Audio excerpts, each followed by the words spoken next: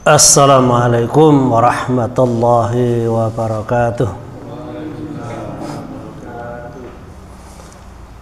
Alhamdulillahilladzi arsala rasulahu bil huda wa dinil haqq liyudhhirahu ala dini kulli wa kafa billahi syahida.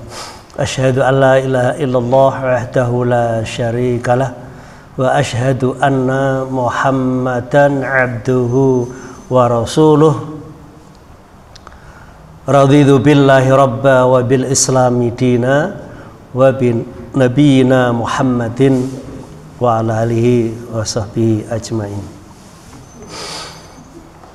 Bapak Ibu jamaah salat maghrib rahimakumullah. Pertama kita bersyukur alhamdulillah pada malam ini, kesempatan ini kita masih dipertemukan lagi dengan kita untuk bersama-sama belajar ilmu dari Allah SWT, yaitu kaitannya dengan ruqyah ya. Materi ruqyah yang pertemuan ini tentang serangan sihir, terapi sihir dengan ruqyah dan doa yang keempat nih, ini yang keempat. Ini yang materi ini maksudnya ya, yang materi kan, yang materi ikatan itu kan sudah selesai. Terus yang tema tentang terapi serangan sihir dengan ruqyah dan doa ini kan yang ketiga, yang materi ini ya. Kemarin sudah sampai materi sampai ini kemarin ya.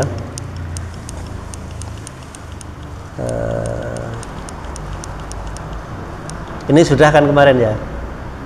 Nah, ini kan sudah kan proses ya, proses mendapatkan ilmu sihir yang 10 itu.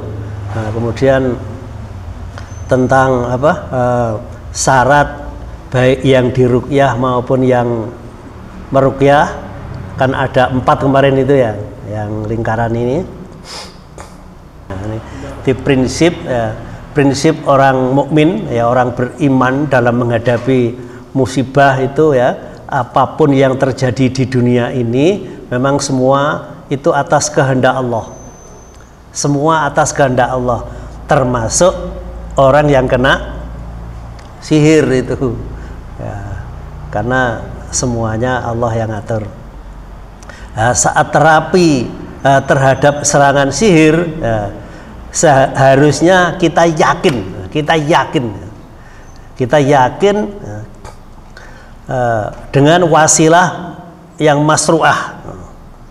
Nah, masru'ah itu artinya sarana yang diperintahkan, yang dibolehkan, yaitu dengan ruqyah, dengan munajat, dengan doa, dengan baca ayat Al-Quran dan zikir. Jadi bentuk ta'abud, pengabdian untuk mendapatkan ridha Allah SWT.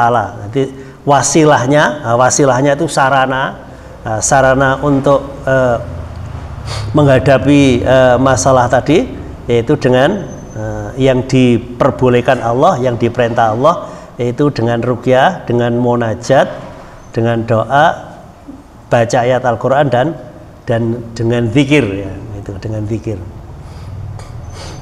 Terus kemarin sudah masuk sini kan, perasaan kejiwaan ini kan ya, nah, sampai sini kan ya.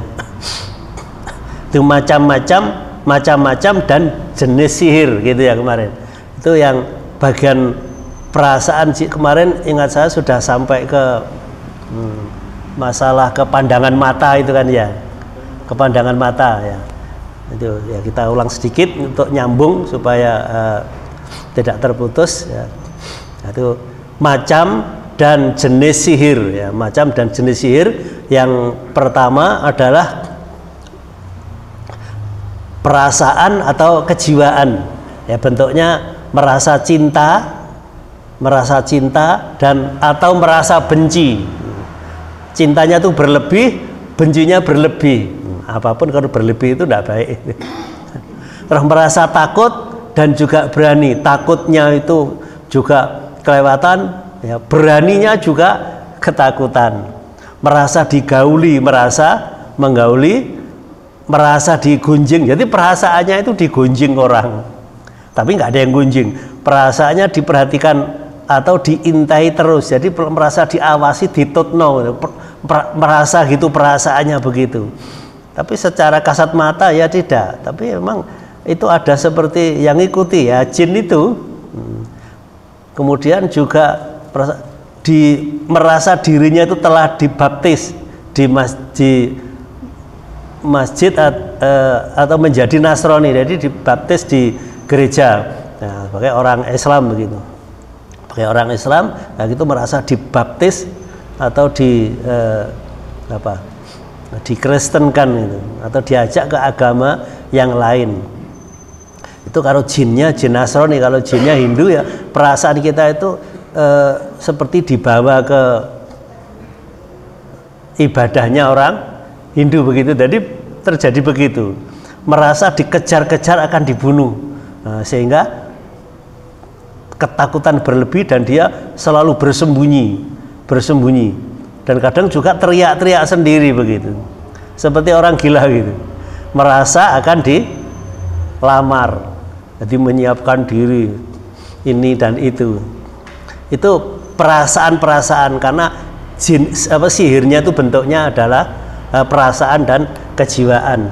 Kemudian yang kedua, ini tak ulang sedikit ya, kekuatan gaib.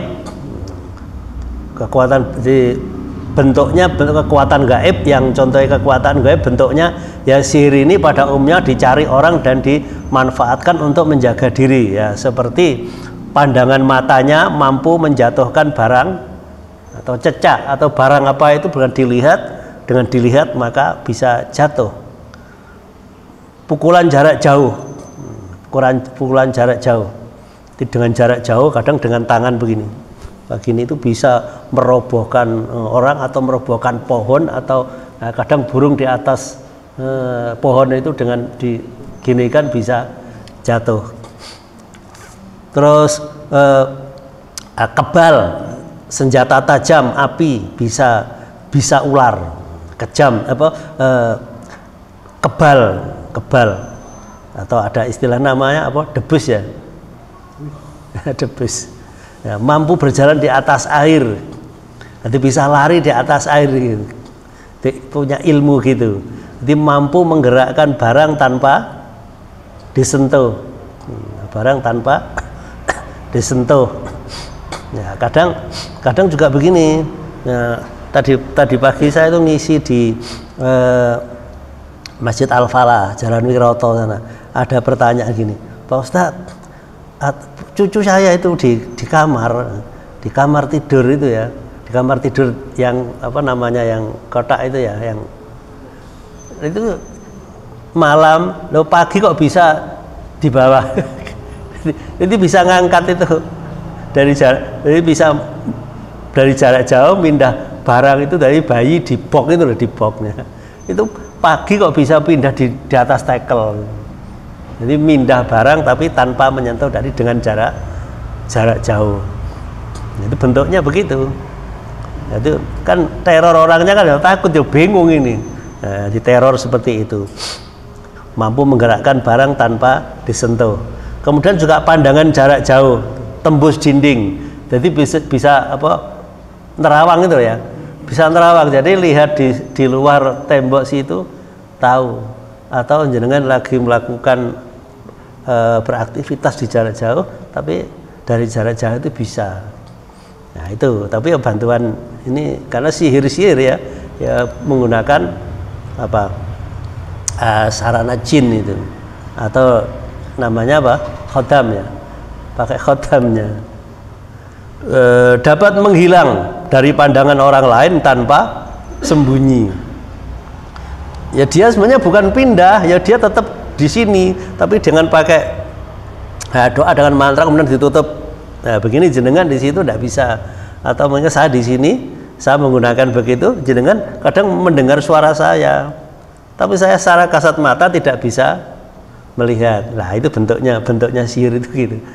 Ya ada, nggak pindah, orangnya tetap di situ, cuma karena jangan ketutup, sehingga jangan nggak bisa melihat. Itu kekuatan gaibnya.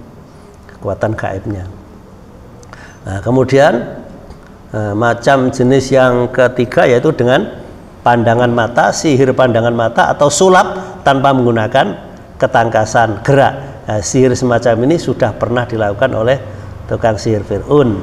Nah, dengan membaca mantra-mantra, tali yang dilemparkan terlihat seperti ular. Seperti saya bilang gini itu jenengan ketakutan dikira ini pedang, padahal alat begini, atau misalkan saya bawa begini. Jangan pandangan jenengan bukan sebagai alas mos, tapi menurut jenengan gini seperti apa ya, truk gitu, truk mau lewat berjalan di depan jenengan begitu. Nah itu permainan sulap atau pandangan mata, sihir dengan pandangan mata. Terus gangguan jiwa, gangguan anggota jiwa tubuh. Nah, sihir yang dirasakan pada bagian tertentu pada anggota tubuh orang yang terkena sihir. Nah, meskipun sudah diperiksa secara medis ke dokter ahli, kaki, tangan, kesemutan terus menerus tanpa sebab. Nah ini tanpa sebab ya. Nah kalau sebab memang lain lagi, ini tanpa sebab, maka kaki atau tangan kesemutan terus menerus tanpa sebab terus begitu. Nah ini bentuk gangguan anggota tubuh. Pendarahan pada wanita saat suami pulang, nah, sembuh saat suami pergi kerja. Yang gini-gini kan tidak wajar. Lupa ingatan atau pingsan 4 kali atau lebih sehari tanpa sebab. Itu bolak-balik semaput, bolak-balik semaput, bolak-balik gitu. Nah, tapi tanpa sebab. Nah, kalau secara medis mungkin sebab karena mungkin darahnya rendah. Nah, mungkin kan beda itu ya.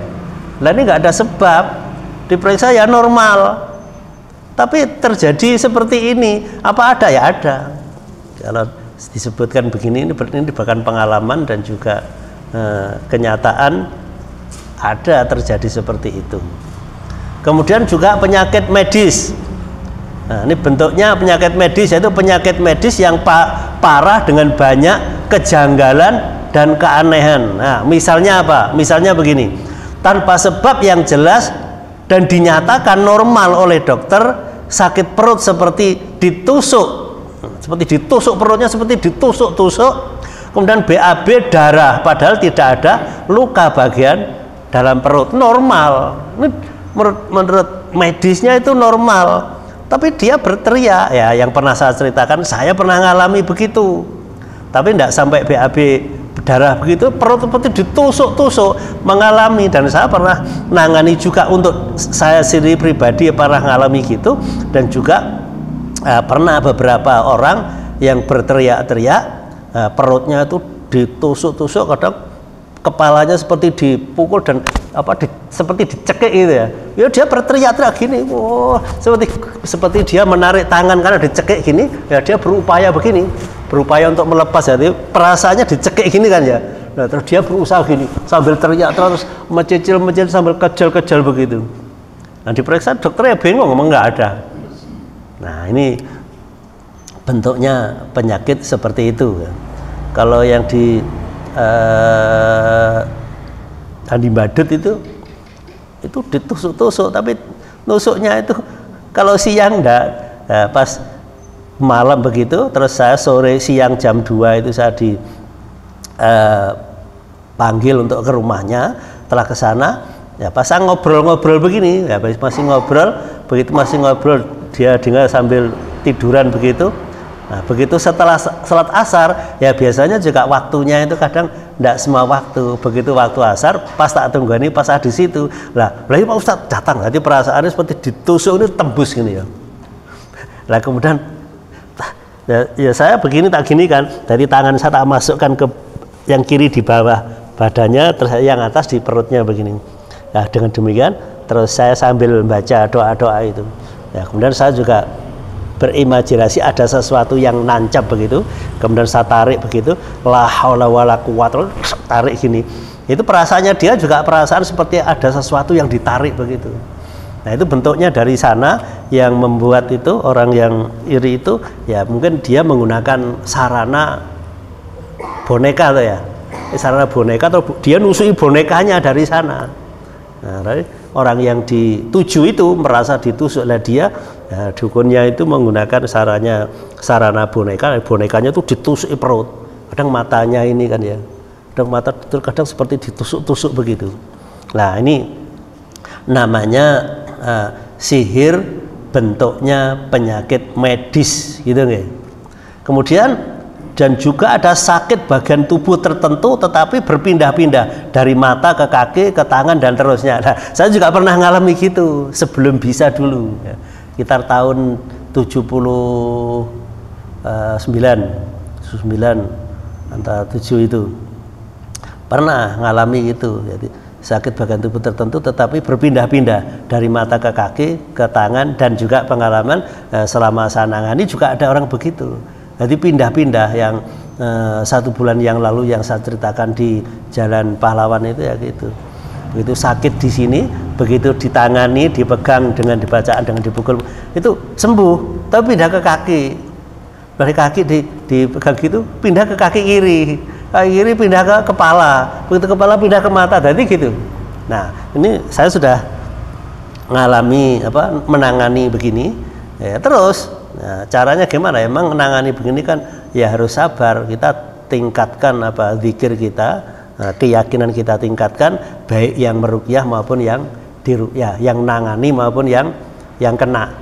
Terus nah, insya Allah biidnillah semuanya atas izin Allah ya semuanya bisa teratasi. Kemudian juga yang keenam, macam-macam dan jenis sihir yang keenam adalah permusuhan dan perceraian. Kapan hari Senin yang lalu itu saya juga ngisi di Fatimah, di Masjid Fatimah. Ada begitu sudah selesai itu ada salah satu jamaah sudah selesai pas makan sama minum gitu ada tanya, Ustadz tentang apa itu? Tentang perceraian itu apa juga ada ikut campur?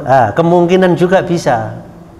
Kemungkinan juga bisa dan kemungkinan juga perilaku dari kedua belah pihak. Jadi jangan sedikit-sedikit aku cerai itu karena diganggu oleh setan dan tidak diganggu oleh sihir, tidak begitu. Jadi kita juga muhasabah pada diri sendiri karena kita kemungkinan kosong juga kita kena seperti itu, atau perilaku dari kedua belah pihak itu atau salah satu di antara itu memang perangainya seperti itu ya.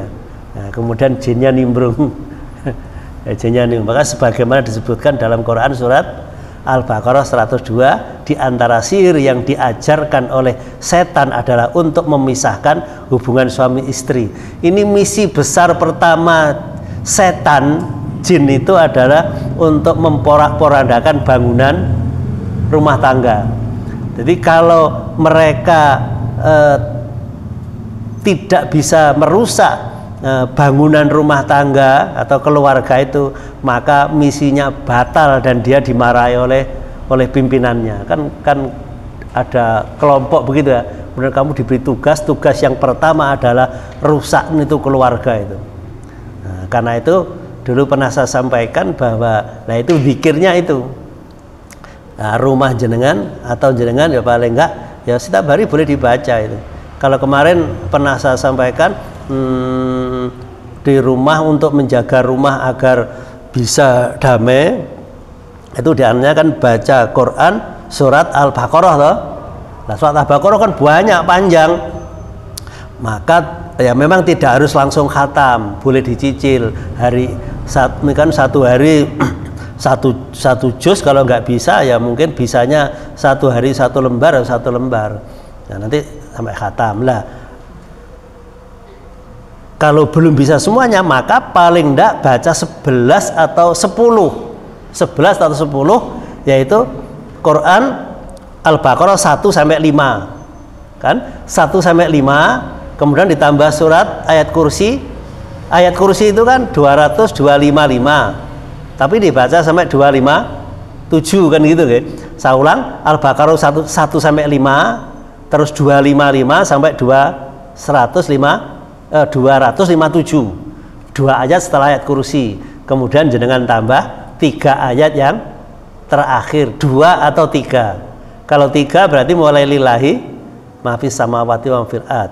Nah, terus kalau kaitannya dengan masalah sering tukaran, sering bertengkar masalah kecil dari besar, maka jangan tambahi surat ini.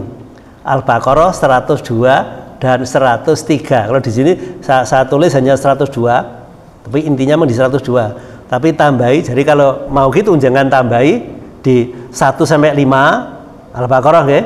Terus 102 dan 103, terus 255 sampai 257, yaitu ayat kursi itu. Kemudian yang terakhir 3 ayat yang terakhir mulai lillahi sampai akhir. Rutinkan. Kalau sering bertengkar, ya ini yang diulang-ulang. Al-Baqarah 102 dan 103 diperbanyak. Niati setelah baca, ya Allah, aku zikir dengan ayat-ayat Quran ini, atau aku zikir dengan ayat-ayat ruqyah ini, hanya mohon ridhomu ya Allah. Dengan ridhomu aku mohon rahmatmu, dengan rahmatmu rukunkan keluargaku, jadikan anak cucuku menjadi anak cucu yang soleh dan solihah. Jadi niati begitu. Jadi dibuat zikir dan juga dibuat doa. Setelah selesai munajatlah kepada Allah. Jadi bicara kepada Allah dengan jarak dekat aja, dengan narasi tadi. Ini tadi contoh kalimatnya begitu, nggih. Terus kalimatnya terserah, jangan, pokoknya intinya ya Allah, aku membaca atau zikir ayat-ayat ruqyah ini hanya mohon ridhomu ya Allah, dengan ridhomu aku mohon rahmatmu, dengan rahmatmu. Lah terus hajatnya jangan apa? Damaikan ya Allah keluargaku ini. Nah, kalau jenengan suami ya bukalah hati istriku. Nah, kalau istri ya bukalah hati suamiku, berilah kesadaran supaya mereka lembut hatinya, misalnya begitu nggih. Supaya gak geger tukaran, masalah kecil digedek-gedek, no, wis kelewat ungkit-ungkit lagi terus. Nah, itu kan garai bertengkar. Bercerai itu kan begitu tuh ya. Masa kecil gede, no wis kelewat itu jongkit-jongkit lagi terus. Masalah kadang masalah remeh. Jadi teko kita misalnya suami kerja pulang, begitu pulang nggak disambut dengan apa-apa, langsung diserang dengan diungkit, mah kan pegel tau gitu. Lah karena kan pegel terus, ngempet, kalau lama-lama kan jadi apa? Cerai itu. Lah itu targetnya jin atau setan yang bagian mengganggu keluarga, itu targetnya begitu. Kalau enggak, kalau lihat keluarga damai itu dia susah itu, dia susah. Nah, ngerti nggih? Zikirnya kalau keluarga sering bertengkar, zikirnya Al-Qur'an surat Al-Baqarah. Terutama begitu nggih, terutama begitu. Kemudian yang macam-macam dan jenis sihir yang ketujuh adalah ramalan nasib. Ramalan nasib. Jadi sihir ramalan nasib. Jadi sihir pencarian barang, pencurian, menghilangkan barang, tolak hujan, tolak hama, tolak pencuri, dan lain-lain. Nah, jadi dukun atau peramal tersebut menggunakan bantuan setan untuk melakukan sihir. Jadi, sihirnya bentuknya begini. Ini bentuk ramalan nasib gitu ya.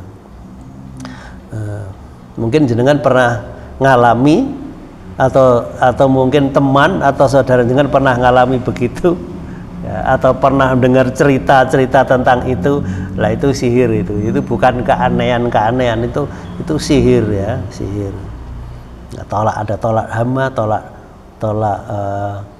hujan, pencuri ya. Tapi kalau jenengan dengan membaca zikir seperti tadi misalnya, beda lagi.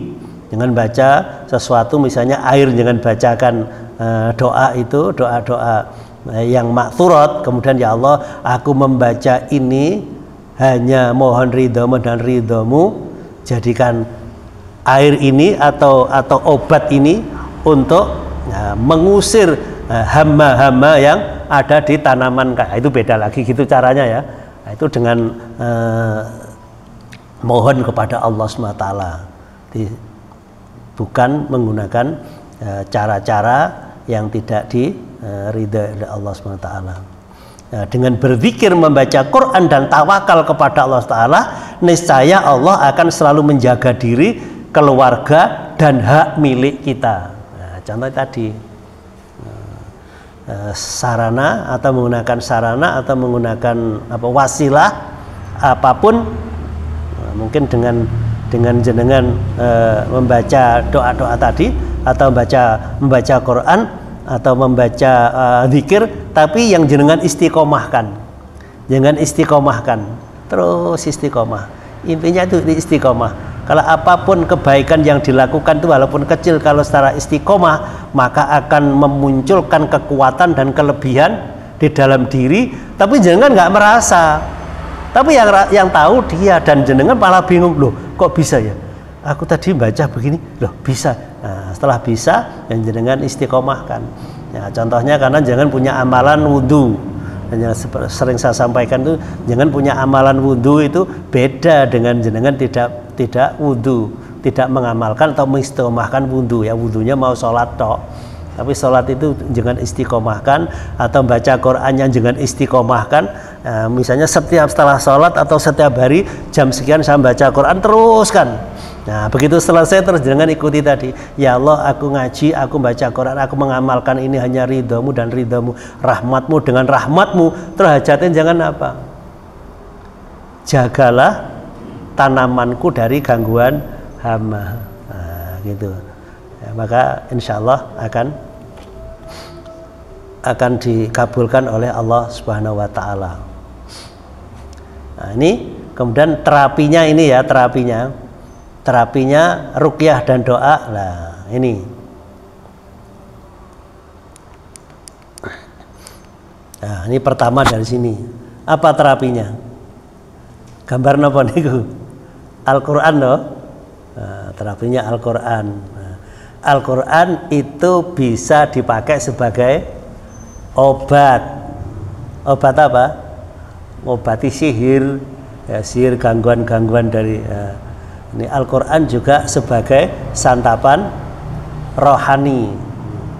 Nah, pada prinsipnya terapi ruqyah dan doa bukan hanya sekedar mengatasi gangguan sihir saja, tetapi Al-Quran adalah obat sekaligus santapan rohani bagi jiwa yang kering keimanannya dan juga pelita yang memancarkan cahaya ilahi dalam hati. Itu Al-Quran.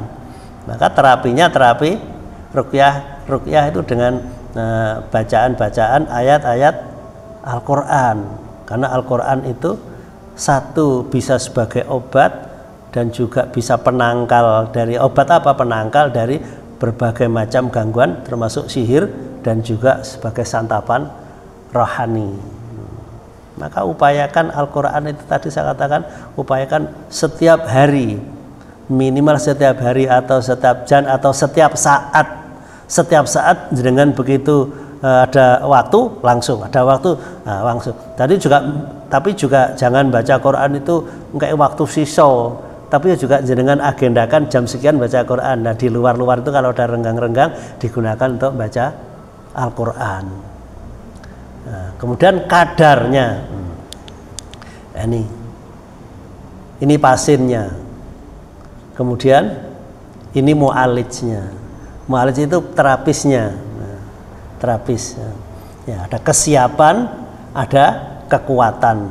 Jadi ini siap untuk diterapi dan juga ada kekuatan dari yang terapi. Nah, terapi untuk memperkuat keimanan. Terapi itu imannya supaya kuat. Kalau dengan imannya kuat, maka gangguan-gangguan tadi keluar.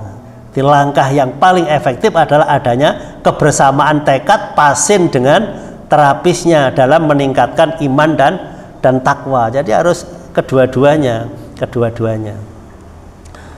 Ya seperti yang dulu sudah sampaikan, ini kan nyambung dari yang kemarin itu.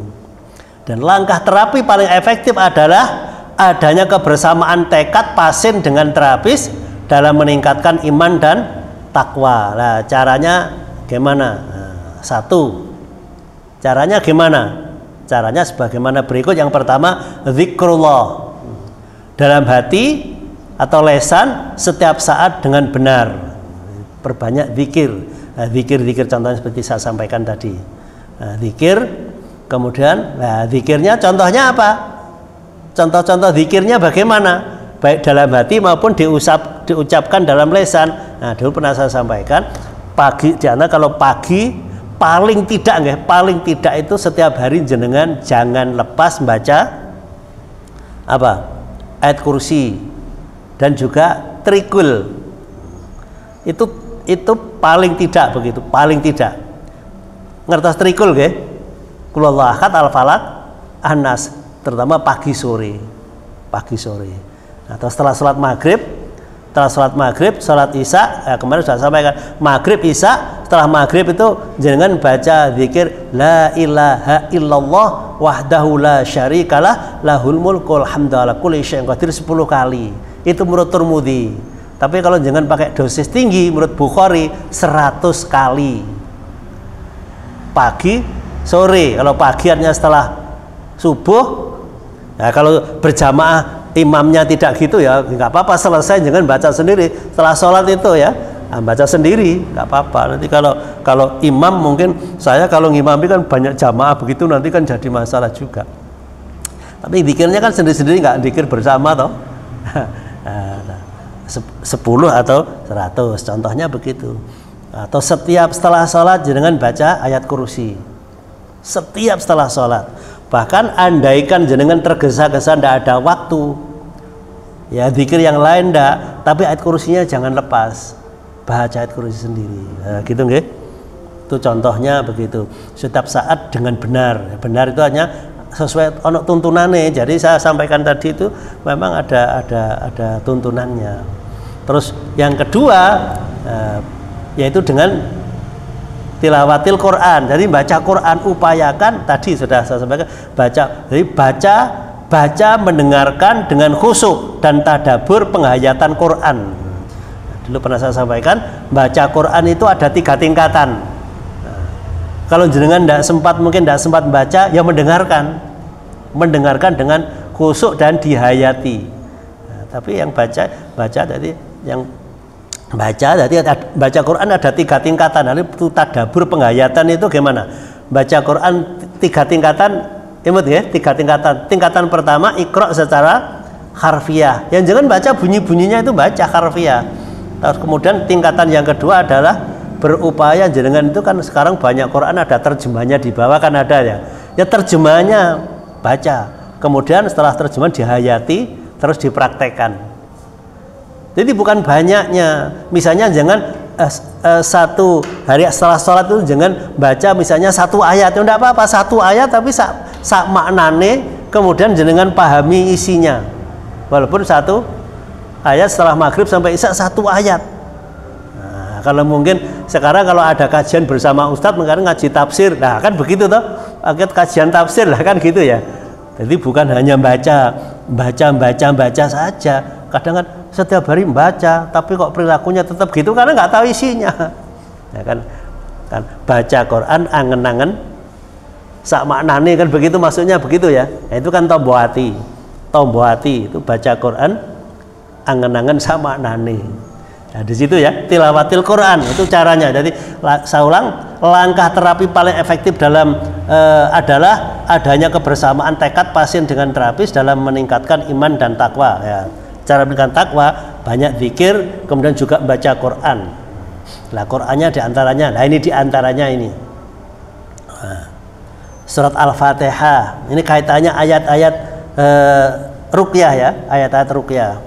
Yang lain bukan nggak perlu, cuma karena ini kaitannya dengan ruqyah itu 1 Al-Fatihah, 2 ayat kursi, 3 ayat terakhir dari Al-Baqarah. Nanti mulai amana rasulu bima unzila itu atau mulai lillahi, atau surat As-Sajdah, surat Yasin, surat Ad-Dukhan.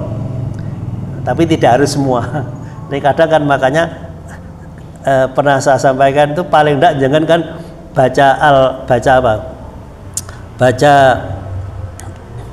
surat Al-Fatihah, ta'awud Al-Fatihah, Al-Baqarah yang pertama, ayat kursi, terus terakhir al-kafirun, al-ikhlas, al-falaq, anas. Nah, kalau begitu tidak bisa ditingkatkan. Kalau nggak bisa ya, karena mereka juga kadang tingkatannya tinggi ya. Makanya ayat-ayatnya gini, Al-Fatihah, ayat kursi, kemudian ayat yang terakhir Sajadah, Yasin, Ad-Dukhan, Ar-Rahman, Al-Waqiah, Al-Mulk, Al-Kafirun, Al-Ikhlas, An-Nas.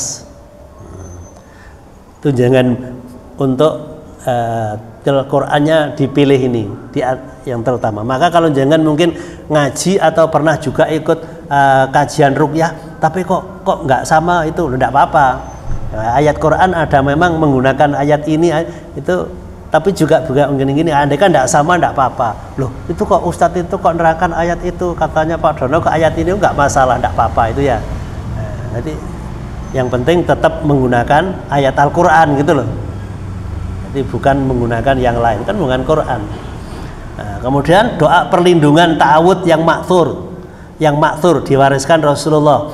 Nah, ta'awud kemarin tak terangkan kan ada dua, yang saya sering menggunakan yang khusus, yaitu ta'awudnya gimana? A'udzubillahi samil alim minasyaitonir rajim min hamzihi wa nafthihi wa nafthihi. Kalau yang umum kan a'udzubillahi minasyaitonir rajim, podo ae.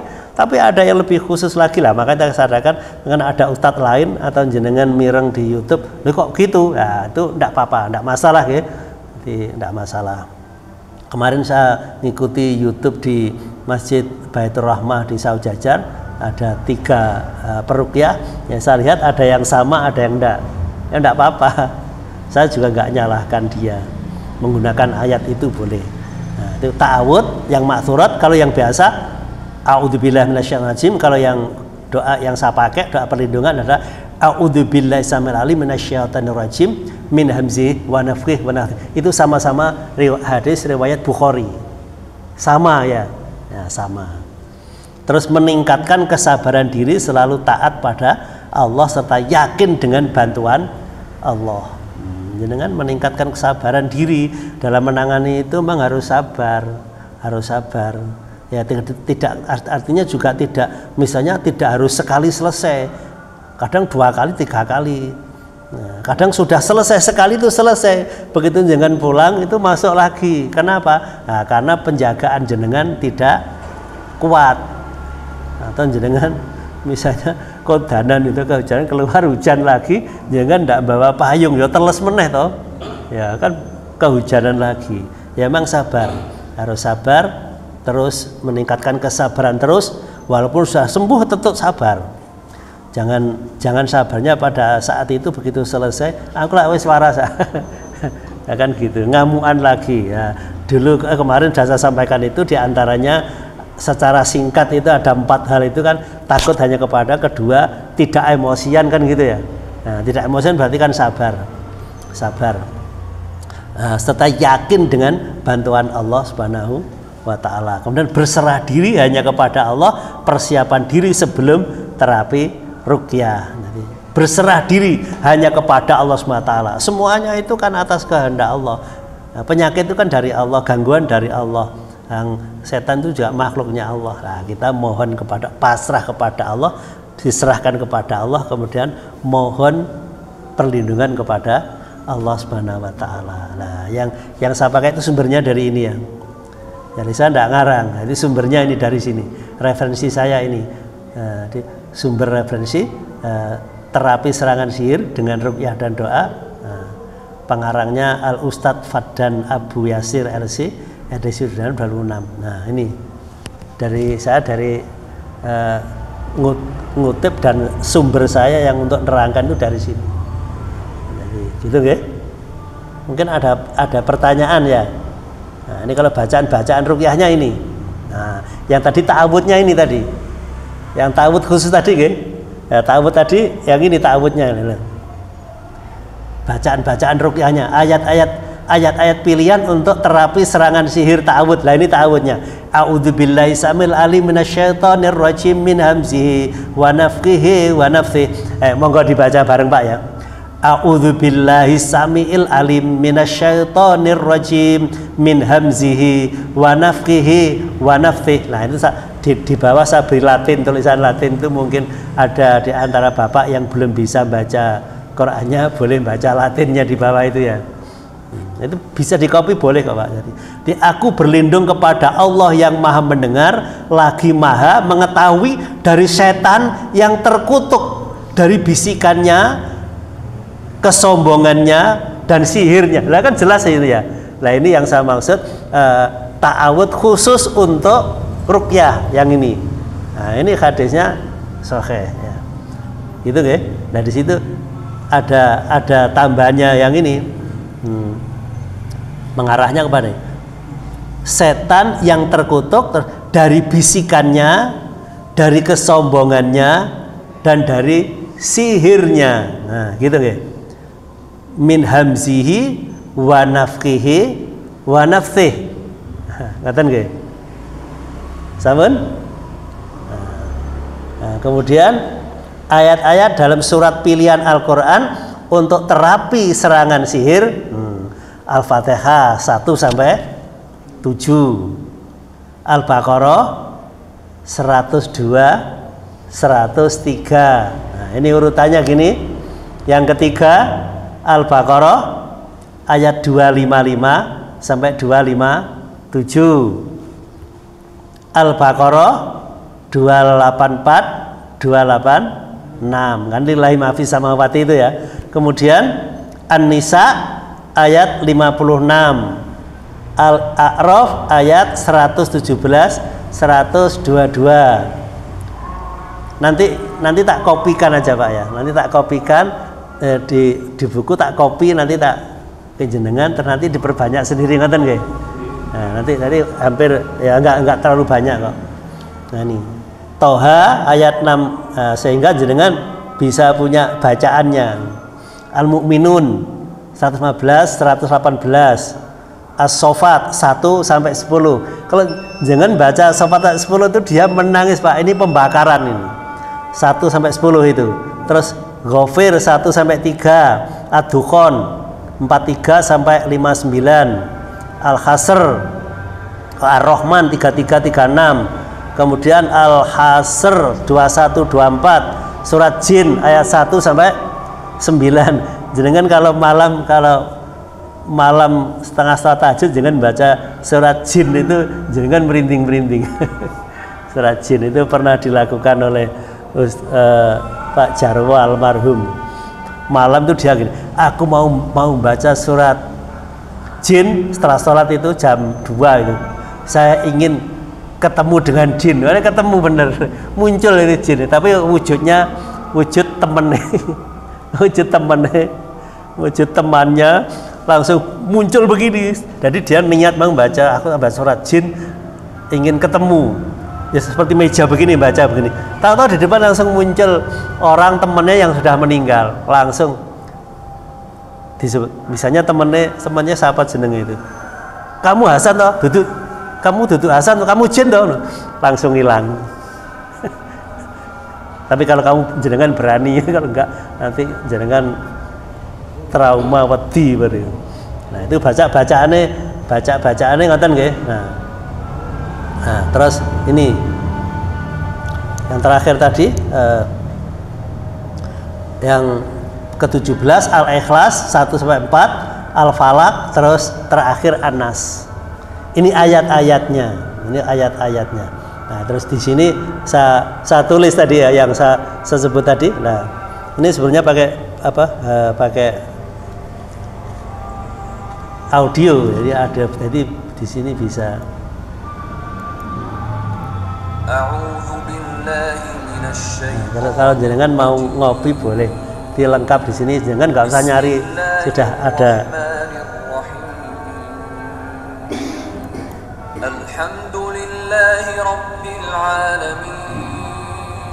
Sudah azan nggih?